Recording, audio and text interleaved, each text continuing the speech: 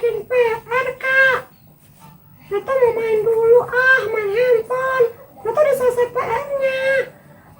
Ih, Beto ini PR itu memang harus dikerjakan. Belajar bukan hanya mengerjakan PR, Beto.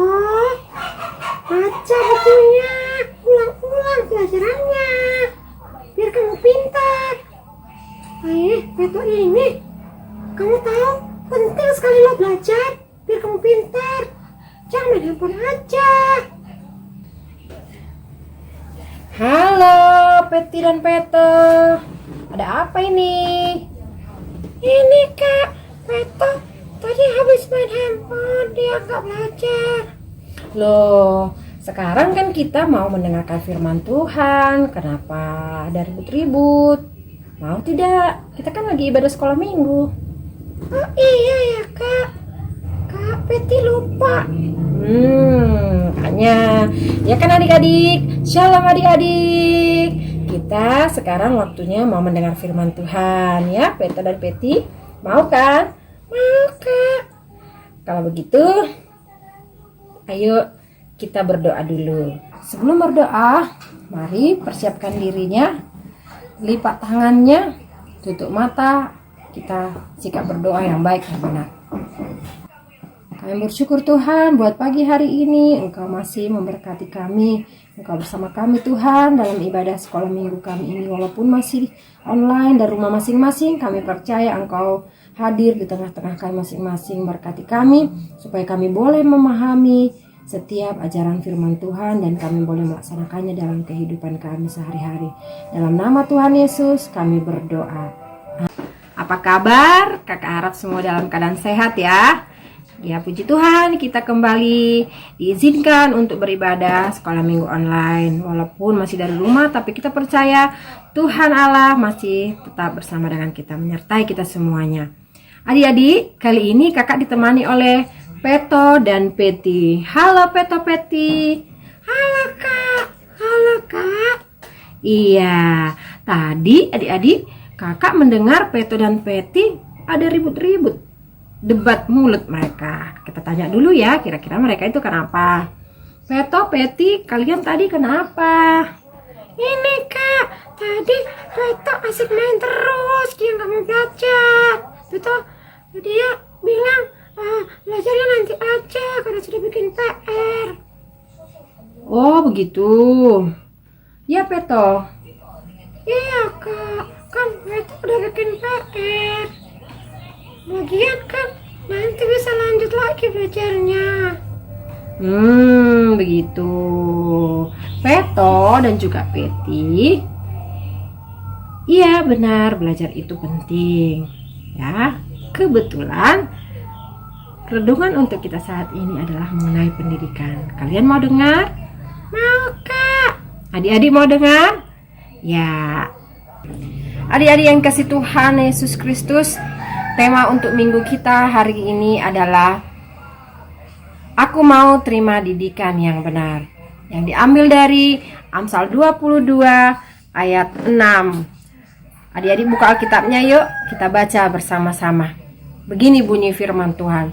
Amsal 22 ayat 6. Didiklah orang muda menurut jalan yang patut baginya, maka pada masa tuanya ia tidak akan menyimpang daripada jalan itu. Kakak akan bacakan sekali lagi buat kita. Didiklah orang muda menurut jalan yang patut baginya, maka pada masa tuanya pun ia tidak akan menyimpang daripada jalan itu. Demikian bunyi firman Tuhan.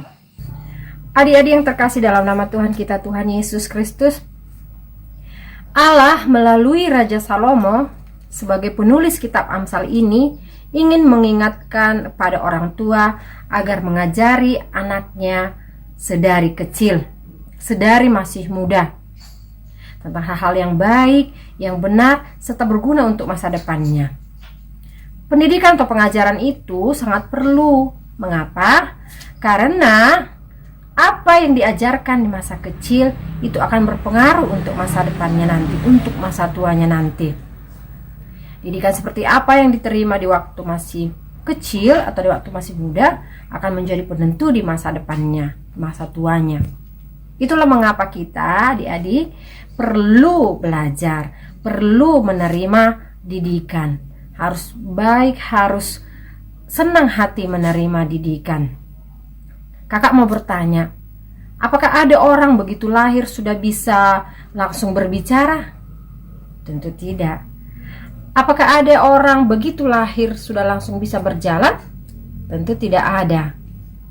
Semuanya itu bisa dilakukan adalah karena diajari oleh orang tuanya, karena dituntun ayah dan ibunya sedari kecil, sehingga semakin besar dia semakin bisa melakukan itu semua. Atau apakah ada orang begitu lahir sudah langsung bisa membaca, sudah langsung bisa menulis, atau langsung bisa berhitung? Tentu tidak ada, bukan? Iya, tidak ada.